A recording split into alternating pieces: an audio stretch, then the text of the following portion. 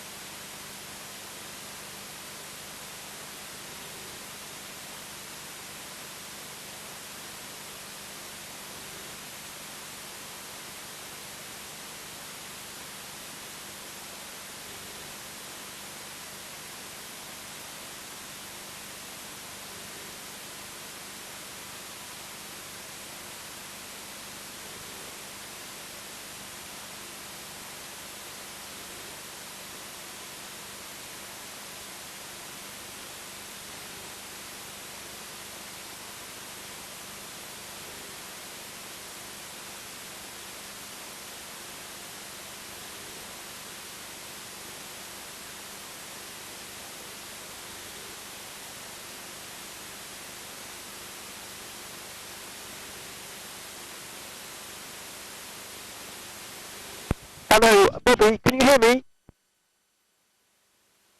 I can, thanks. Okay, that's good. I just wanted to make sure we've got communication. Welcome aboard. Yep, we're going to go for our flight now. And this is going to be quite an experience. So off we go.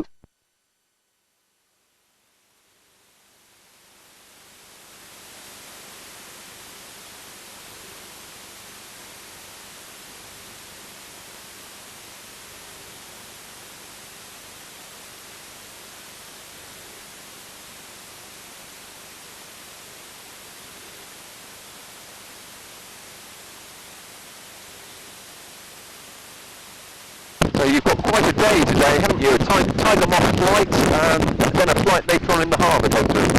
Yep, I'm amazed at what my family's done for me. Was this a surprise? Yep, Oh, goodness me. What a surprise, eh? 70th birthday present. Oh, fantastic, fantastic. Well, you're really going to enjoy this. So this old lady, the Tiger Moth X-ray Tango, she's 82 years old, not a replica aircraft, and so it's about as basic a flying machine as you can possibly fly in, and it's going to be a real experience for you. So we'll be taking off, and then we'll go and have a look around the local area, and then we'll get you to have a little go at doing some flying yourself, so you can tell your friends that you've actually flown a Tiger Moth. Baby. Right, so we're just doing some checks, and then we're going to be taking off very soon.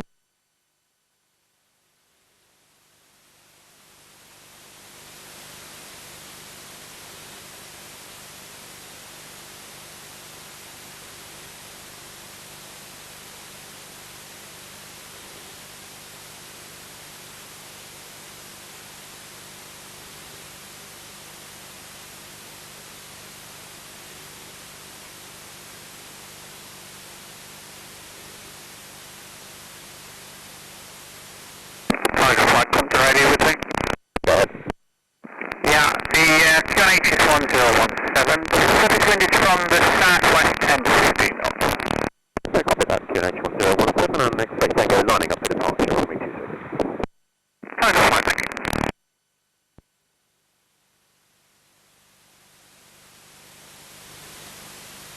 Okay, just going to turn around, and then we'll be on our way.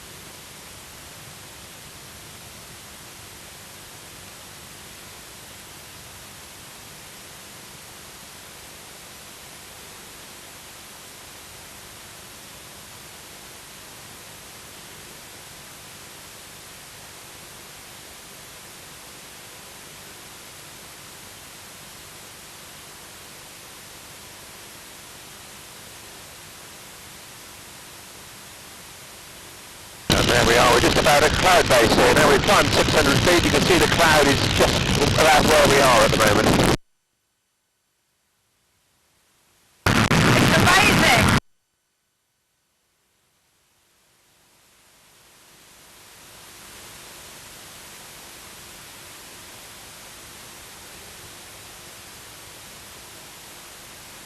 Compton Radio, Tiger Flight, just an update on the weather. The cloud base just upwind of the runway is 600 feet at the moment, and there is some shower activity coming in from the west, so I think we can expect it to possibly lower a little bit in the next 10 to 15 minutes. Tiger Flight, many thanks for that. Are you local from around here, Bobbi? Yeah, come from Wareham. Okay, yep, so you know the area a little bit. So this is Shaftesbury, just to the north of the area. Departure runway 26 right.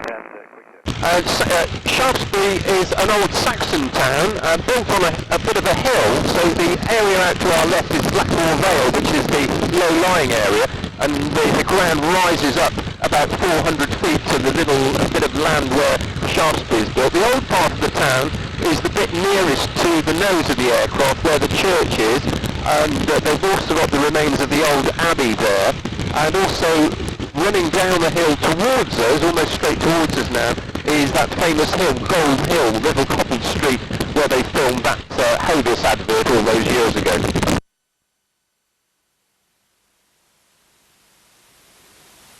Now there was that shower cloud out to our left a minute ago, but you can see looking to the left of the nose now, there are quite a lot of gaps. You can see quite a long way out that way at the moment towards Wincanton and that area.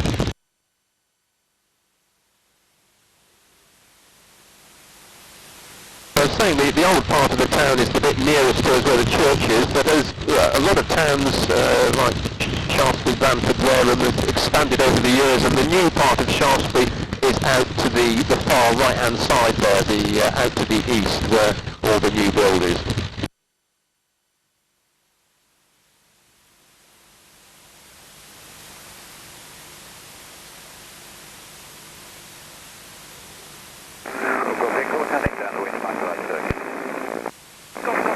There we are, looking down the right wing, lovely view of the church and the ruins of the abbey there.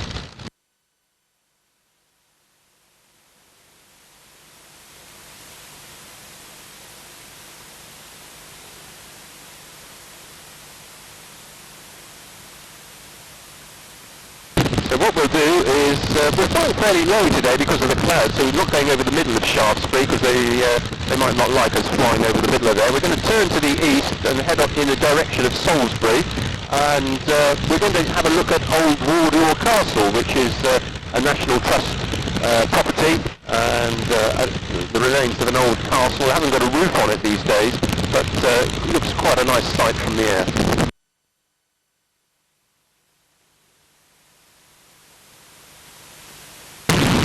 Old Wardour, and I used to ride a motorbike. Really? Goodness me. So you've seen it from the ground, so that's good. So you'll get a different perspective of it from it today.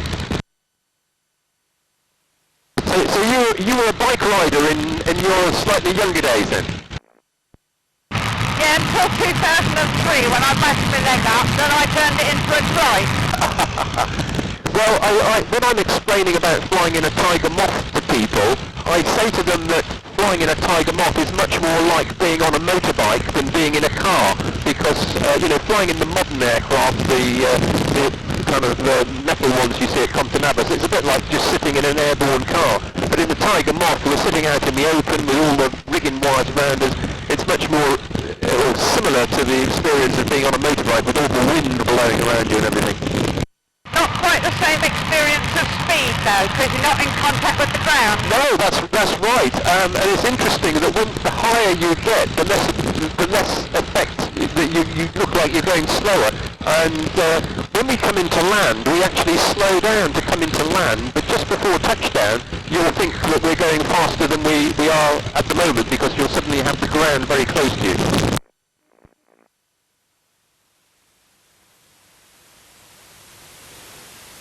They're actually doing about 70 miles an hour at the moment, although you wouldn't really realise it.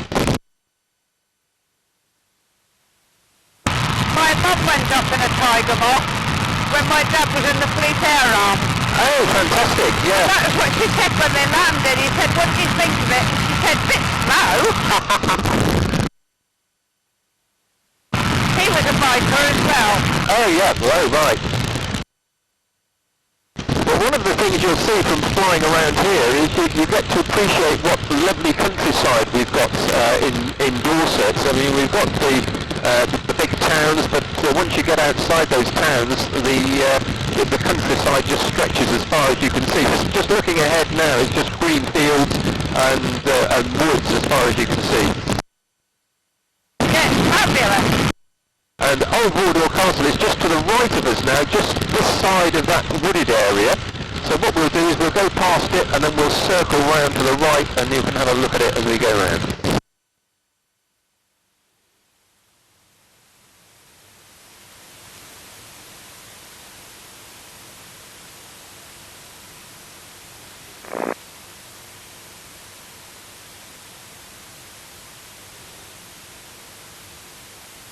You can see they've got that lake just this side of the castle itself. There's a few cars in the car park, so there must be some people even this early on a Saturday morning out there having a look at the place.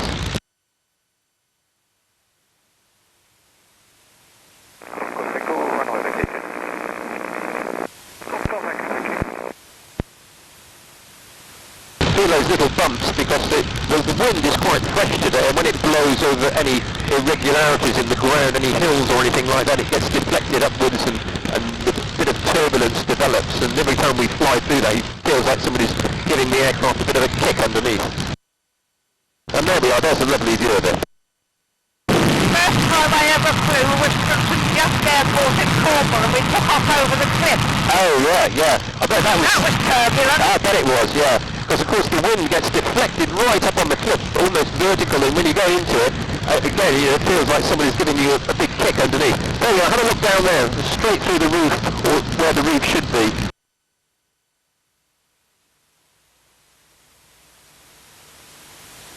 We'll come back to the left, so we'll get another look at it in a second.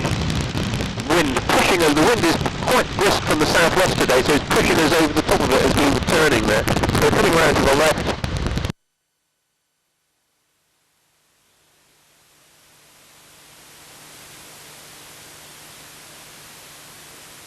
If you look back over your left shoulder now, we'll be looking straight down the left wing, straight into the middle of the castle there we are.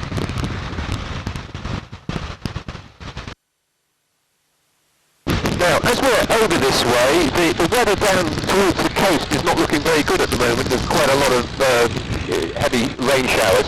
So there's something worth looking at over here is the Pheasant badges, the military badges. Would you like to go and have a look at those?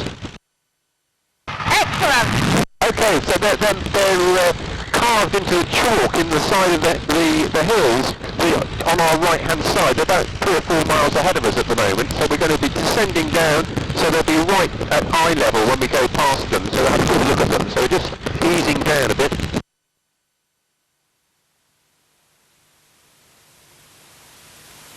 So of course Hampshire and Southern Wiltshire have got quite a military connection with the military on Salisbury Plain and around Salisbury.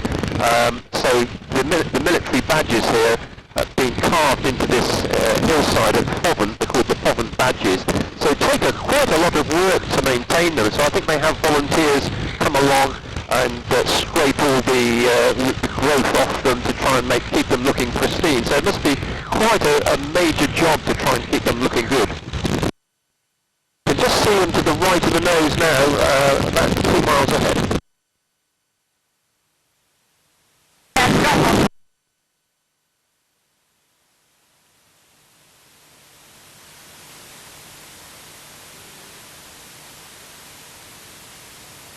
So we'll go past them going this way, and then we'll turn around and we'll be coming back, and you'll get a good look at them a bit closer when we come back the other way.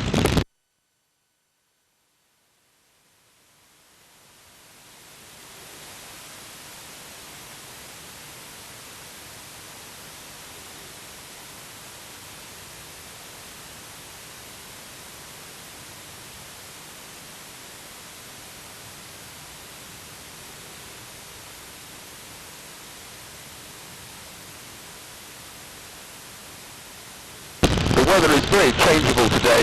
Out to the southwest, the visibility was quite poor, but you can see, looking to the right of the nose, you can see probably 30 or 40 miles in that direction at the moment, so it looks quite good there.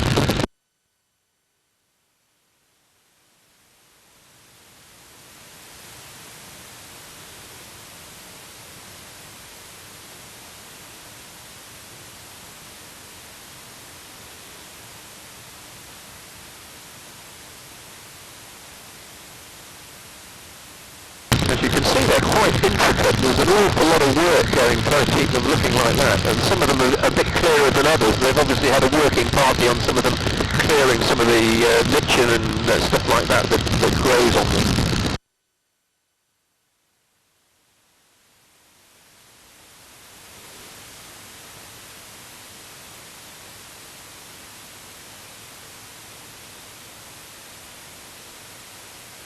I'm just going to start going right now, and then I'll be on your left-hand side. We'll be quite a bit closer to them when we go back past them the other way.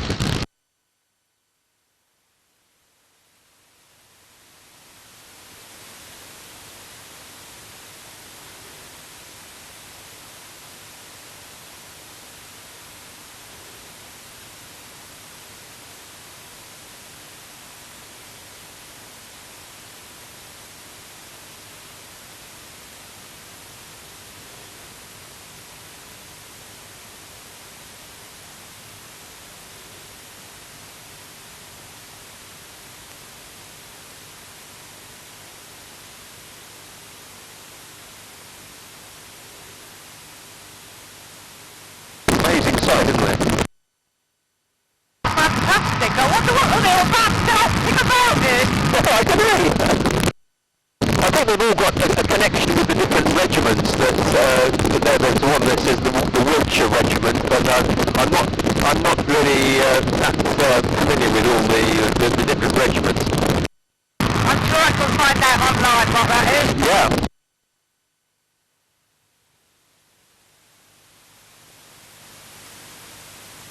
Okay, we're just going to climb up a little bit now then, putting some power on.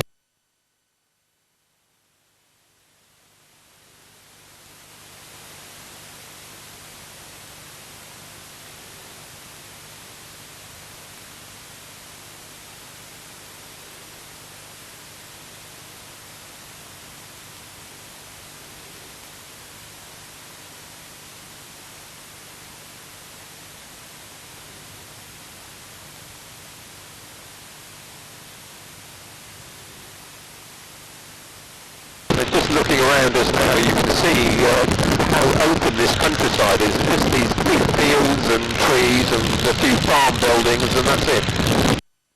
I was just thinking how fantastic the contours are from up here. Yeah, indeed, yeah.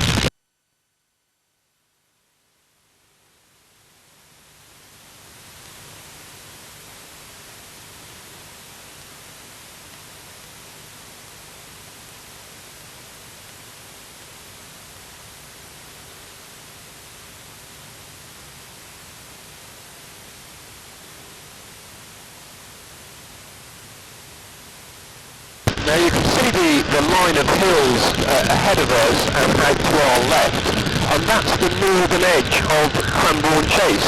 Now the Cranbourne Chase, the area rises up from sea level down at the coast, Bournemouth, Christchurch area, and then all the way up to where Compton Abbas Air Field is. The airfield 800 feet above sea level, and the highest point in this area, which is just to the east of the airfield at Wyn Green, that's just over 900 feet above sea level, and that's the little knoll of trees you can probably just see just to the right of the nose. I think that's it, and we'll be going past there in a few minutes.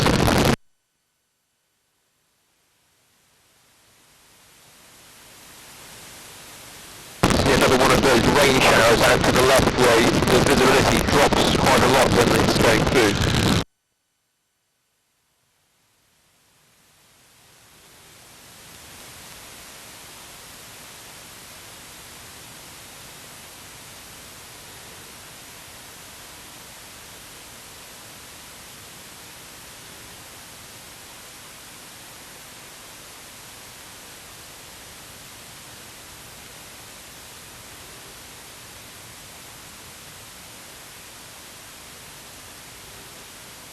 Right, so we've had a little look around the area.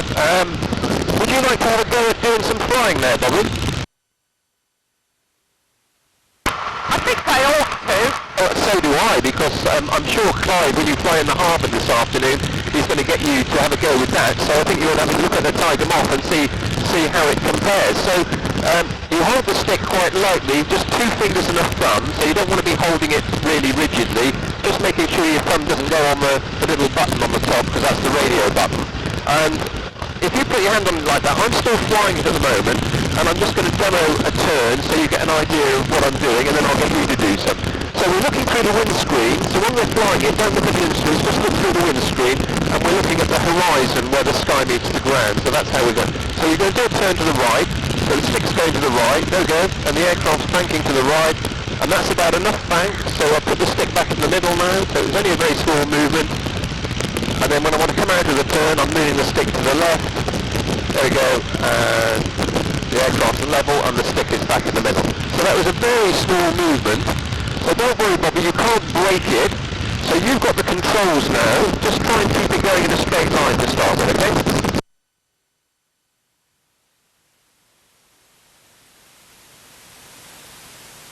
That's it. Now just push the nose down a little bit. Just push forward. Push forward so you can see where we're going.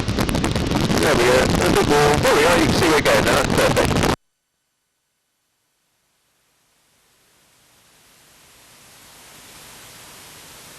Good, I can have a rest now. Get you to do the work. Right, so let's do a turn to the left then. So let's go to the left. Just bring the nose up a little bit. Bring the nose up a bit. That's it. That's perfect. And stick goes to the left.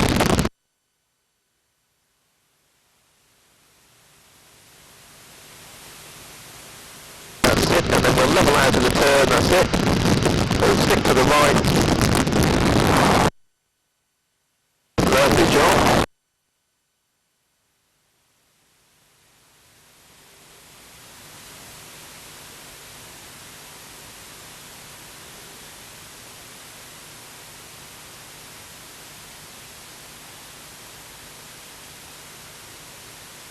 I think you've got the hang of this. Okay, let's do a turn to the right this time then, Bobbi. So stick goes to the right.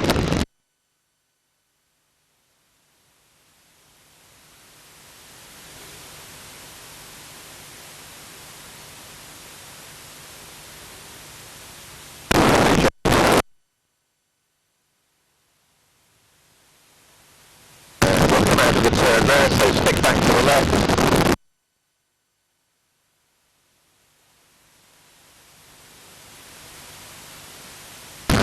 That's it, we're going in a straight line, perfect.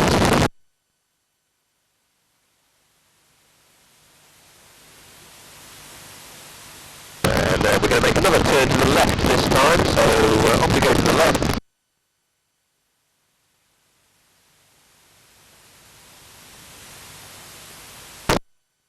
So just bring the nose up a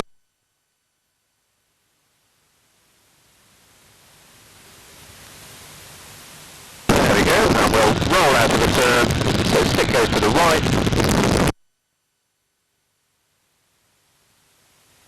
A bit of turbulence off this hill here. Perfect. I think I'd like you to take over. Okay, Bobbi, that's it. I've got the controls again. You relax, but you made a good go on that, so you can tell the family that you didn't just have a flight in a Tiger Moth, you actually flew it yourself. And you'll be able to see it on the video later on, because I was actually waving at the camera when you were flying it. Now, looking below us, there's a house down here, just below us on the right-hand side at the moment. There's quite a big house nestling in the trees there, and that's Ashcombe House. It's got quite a history.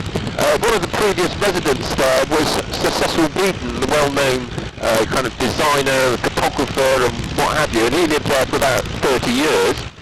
But more recent residents of the house are Guy Ritchie and Madonna, and they bought it about 15, 20 years ago, but she's left him now. I don't know if they're divorced, but Guy Ritchie still owns it, and he's got quite a bit of land here, and I think he quite often has his showbiz friends come down here to do a bit of fishing and shooting.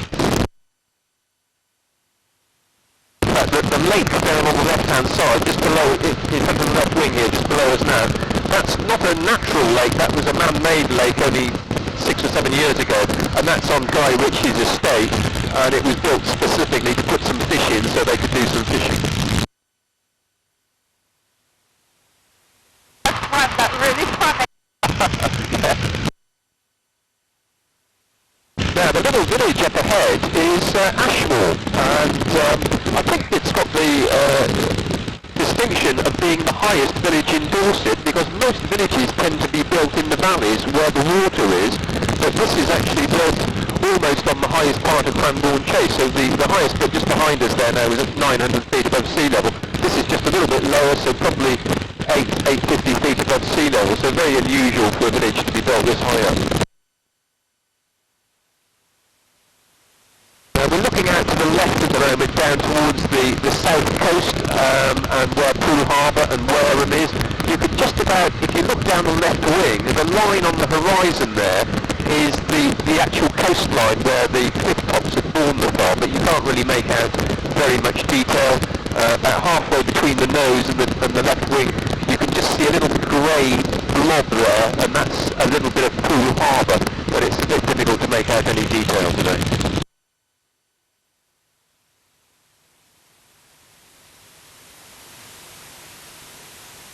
So the airfield is quite well hidden because it's a grass field surrounded by green fields and trees. Now out to the right at the moment there's a wooded area, and the runway is just beyond there, so that's where the airfield is. So we're heading back that way. We're going to go over the top of the field and then make a right hand circuit, and we're going to come back into land the same way we took off. So you can see out on the left here at the moment there's quite a lot of woodland here. Now Cranbourne Chase several hundred years ago was one big gigantic forest. Back in the time of King John it was a royal forest, royal hunting forest, and the royalty used to come down here to hunt wild boar and what have you. So it would have been a very different looking landscape to the one that we have today. But thank goodness they didn't cut all the trees down. I'm just going to call on the radio now. Compton radio, Tiger Moth, X-ray Tango rejoining from the south, request airfield information. Tiger Flight, hello again, it's runway 26 right hand, QFB 987 hectopascals. Roger, 26 right, 987, X-ray Tango is joining dead side for Michael Right circuit. Thank you very much.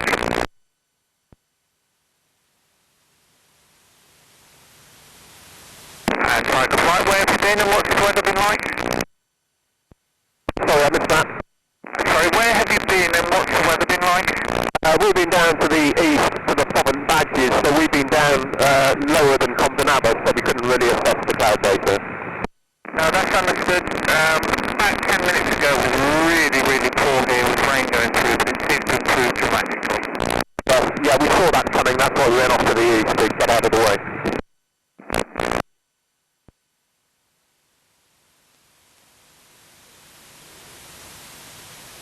So there we are, there's the runway just underneath us there.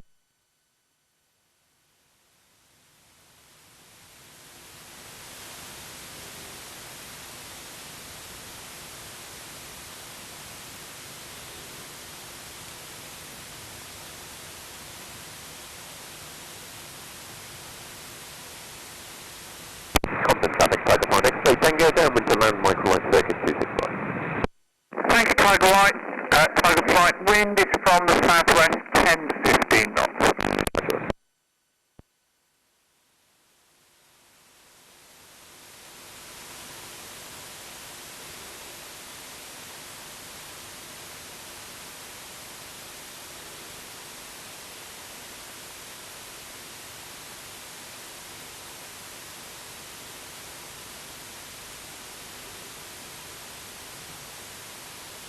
Now the visibility has improved dramatically down to the south there. Just looking straight over the nose, you can see actually the Purbex in the far distance there. Amazing.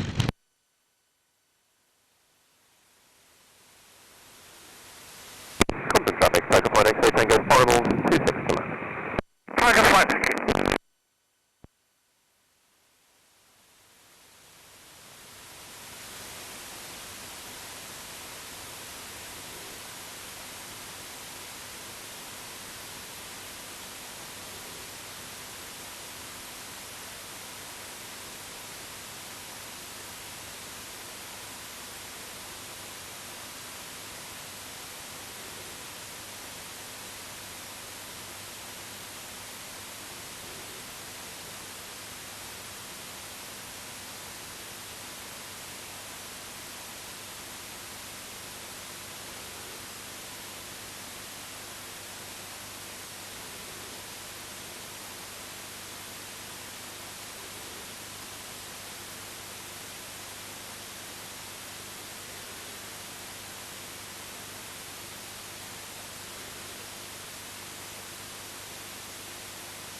Did you enjoy that then, Bobby?